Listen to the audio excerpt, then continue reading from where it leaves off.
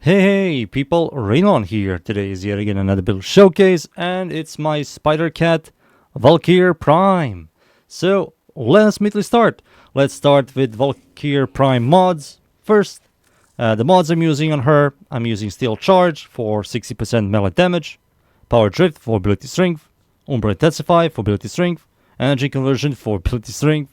We have also Transient Fortitude for more ability strength and also lowers your duration, but we do have Prime Continuity for duration, Narrow-Minded for duration, lowers your range, but you don't really need range at all. Prime Flow for energy economy, and Fleeting Expertise for energy economy. It also does lower your duration, but we have more than enough duration for all of her abilities. And the last mod is Internal Vor, which is a augment for her second ability. What it does is it makes your second ability last forever. And to do that, you just have to kill enemies with melee attacks. And it's just quite nice having this forever on you. It feels amazing. So those are the mods. The Arcanes, Arcane Fury on a critical hit. We're going to always crit. You're going to see orange and red crits all the time. What it does, it gives you 180% melee damage for 18 seconds. This is a 100% uptime on Valkyrie and it's quite good. Molt Augmented, on kill you get 0.24% ability strength, stacks up all the way up to 250, so after 250 kills you have a permanent 60% ability strength, and she kinda likes ability strength. For the stats, health, shield are really bad, but we don't care, she's immortal. Armor is really high, but she's immortal, so armor is kinda pointless on her. Energy is very high, and she kind of needs to have over 500 to utilize some shards. Sprint speed, she's fast compared to majority of Warframes. Duration is more than enough, 160 efficiency is more than enough. Range is negative, she doesn't care about range, and strength is more than enough. So those are the stats, the mods, the arcane. Time for me to show you the abilities and explain them. For the ability, let's start with the passive. The passive recovers 50% faster from being knocked down. This is horrible now. We have so many layers of gaining knockback immunity and knockdown immunity. Not only that, her fourth ability gives her complete knockdown immunity, so this passive has no purpose anymore. First ability is horrible. I replace it with Rainollon's Roar. Rainollon's Roar is going to give you a ton of increased damage, and it's quite nice to have on her. Second ability, War Cry. This is going to give you a ton of increased attack speed and also armor. The armor buff is kinda useless, but the attack speed buff is amazing. Not only that, we do have Internal Vor, which is going to extend the duration on War Cry forever. You're going to forever have this, and this is quite nice. Third ability is also really bad like the first ability, but you can easily spam this, which is quite nice for melee exposure. And fourth ability, Hysteria. You're going to press this, you're going to slightly degen your energy, but you're immortal, and the damage you're going to do with her exalted weapon is quite high. She also does have the strongest spin to win attack in the entire game. Nothing comes close. It's like the strongest one. This is a quite good ability. Now with the changes we got with Exalted and Pseudo Exalts, she can equip a Arcane now, and she can utilize Weeping Wounds and Blood Rush. This is really good now. So, those are the abilities. Time for me to show you her Exalted weapon. Now, for her Exalted weapons, called the Valkyr Prime Talons, I'm going to show you two setups. So let's start with the first one. The first one is the Influence setup. The mods I'm using on the Influence setup, using Prime Reach for +3 range, Spring-Loaded Blade that gives you +2 range after proccing status effect, which we can easily do now. So that's 5 plus the base, which is 6.7 meter range. It's quite long, and she kind of needs that. Her attack speed is really fast and her damage is good, so why not give her more range? Condition Overload for +8% melee damage per status type affecting a target. This is going to help you with single target DPSing. Given Steel for critical chance, given Elementalist for status damage. Both of them have the exact same system, so after 4 kills they give you something.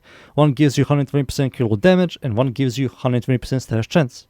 Weeping Wounds and Blood Rush, we're going to have 12x all the time, so that's 440% critical chance and 440% status chance all the time. and Shocking Touch for plus 90% electricity damage. These are the mods. For the Arcane Melee Influence on the electricity status effect, we do have Shocking Touch. There's a 20% chance for Elemental Melee status effect to apply to every enemy in a 20 meter radius for 18 seconds. This is going to help you out with clear, and it's quite good. For the stats, she has the fastest attack speed in the entire game, but her range isn't that amazing, so these two kind of fixes that. Her combo duration is 20 seconds. I do have primary and secondary dexterity, which increase your combo duration for 15 seconds, plus base 5, so that's 20 seconds combo duration. Follow through is 100, which is amazing. Critical chance is amazing. It's the best critical chance of all melee weapons ever. Like base is 50%, which is really good. Crit multi is average. Stat chance isn't that good, but we have these two, so the stat chance isn't half bad, and her total damage isn't half bad at all. So those are the stats, the mods, and the arcane for the influence setup. Time for me to show you the exposure setup. The exposure setup is just slightly different. I'm no longer using electricity mod. I'm using a Prime Fever Strike, which gives you Toxin. Northwind gives you Cold. Cold and Toxin give you Viral. And I did remove Galvanize Elementalist.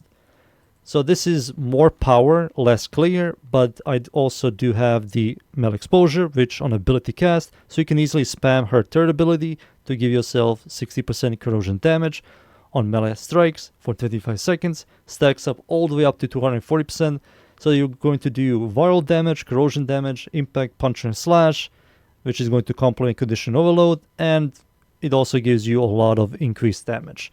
So this is more designed for single target DPSing. If you don't like influence, this is quite nice. So I'm going to show you the influence setup in game, but I think I'm done here explaining the two setups. And I think it's time for me to show you the shard setup and what will I recommend you to pick. For the shards, so the shards I will recommend are 4 plus 25 melee critical damage, or if you have the Tau Forge version, which is plus 37.5 melee critical damage, which is going to skyrocket your damage even more. But not only that, my Valkyr does have over 500 maximum energy, which the melee critical damage will be doubled. So from 25 is going to be 50. If you have the Tau Forge, that is from 37.5, it's going to be 75% melee critical damage, which is a lot of damage. You're going to use 4 of these, and 1, which is the health pickup, gives you 20% energy. This is a weak equilibrium, but this is going to help you out even more to sustain your fort ability pretty much forever. I am not using it because I don't really need it, and even without it I can easily sustain her for forever. So yeah, that's something I will highly recommend for you to go. 4 of the critical damage and 1 of the equilibrium ones. And that's it. Those are the shards. And I think it's time for me to show you Valkyr Prime in game. So let us immediately start. And we are finally in. I'm up against the corrupted enemies at the Void. The map is called Mod. It's a survival. Steel Path, of course. I'm going to show you this build here. As you can see, Valkyrie, or Valkyr, excuse me. She is destroying everything. Red crits, orange crits, influence procs. There it is. So her base status chance isn't really the greatest, but once you get some combo, you're going to see influence procs constant. And the way you do this attack is you do a spin attack by walking forward, sprinting, control into E, and you'll do a spin attack.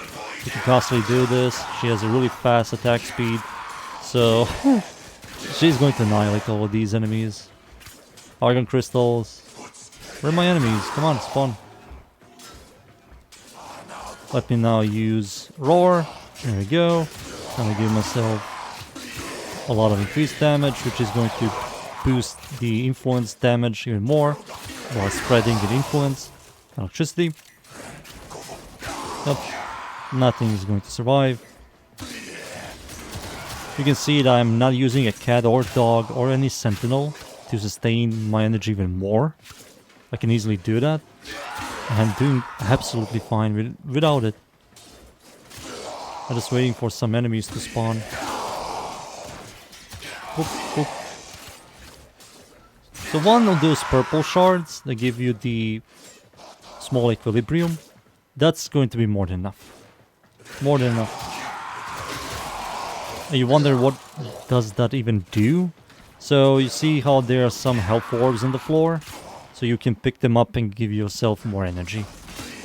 So another layer. There's plenty of health orbs on the floor and I can't pick them up because I don't have the equilibrium. That one small purple shard is going to just sustain your immortality forever.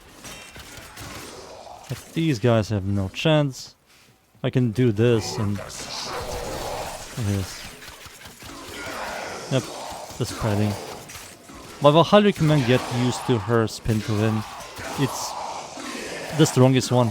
It hits multiple times, a large radius, good damage, has 100% follow through. I don't even have a cat or dog or sentinel to pick up my orbs at all. I'm manually picking them up and I'm sustaining a really annoying Legion, which I successfully fixed with just fleeting expertise and a little bit of energy. Sustain. Yep. Yep. Nothing's going to survive this. This tile is also really bad. A lot of enemies are down here. There we go, influence, and my spin to it just killed them. This Eximus unit. Also, influence isn't really that good at single target DPSing, so you're going to see some enemies surviving multiple of my hits. But that's absolutely fine. We did sacrifice a lot to clear. But if you do this spin attack, you're going to one-tap most of your enemies. I don't know if I mentioned, but if you don't like the influence setup and you like the exposure setup more, to get your stacks much quicker, just spam this 1, 2, 3, and 4, and I think that's max exposure set. The exposure bonus. Boop, boop. She's like very easy to play, very easy. Vor, I think he's dead. Yeah, he's gone. Couple of spin attacks and Vor is gone. That's a heavy gunner, also gone. We have a Acolyte. There was an Acolyte there, also gone. You're immortal, nothing's going to damage you. I can be all here all day. Nothing's going to turn off my ability. Yep. War Cry into Roar Cry. I did call this build Roar Cry. It's a pretty much a War Cry build. She War Cries with her third, second, her first, and her fourth. She screams. Yep, that's Valkyr. I think I've shown this build enough. You can go in any mission type, you're going to be absolutely fine. It's time for me to extract, and give me just a second. Yep, Cat Lady is quite nice now. I do like how VP wounds and Blood Rush are now usable on her exalted weapon, and she can use an arcane like influence for another layer clear. Just feels much nicer. Having a 3-meter AoE that does a lot of damage, has a powerful dot. She has a really high base damage, which scales that dot even higher. Condition overload for single target DPSing. Fourth ability gives you status immunity, knockback immunity, and overall immortality. Second ability gives you a large amount of attack speed, fixes your attack speed problems, even if her claws are the fastest attack speed weapons in the entire game. Rhino's Roar gives you another layer increased damage, which helps your direct hits, and dot damage do like overall more damage. It feels nice. I just wish they rework her 1-3 and passive to make it more interesting. They all feel like out of touch, old, early accessy type of abilities, just serve no purpose. But if you don't care about that and you like her 4 and her 2, yeah, go for it. This build works. You can easily do stuff and content with this build, and I hope you enjoyed this build a lot. Thank you yet again everybody for watching. Leave a like, sub, and of course, see you all next time. Thank you. Goodbye.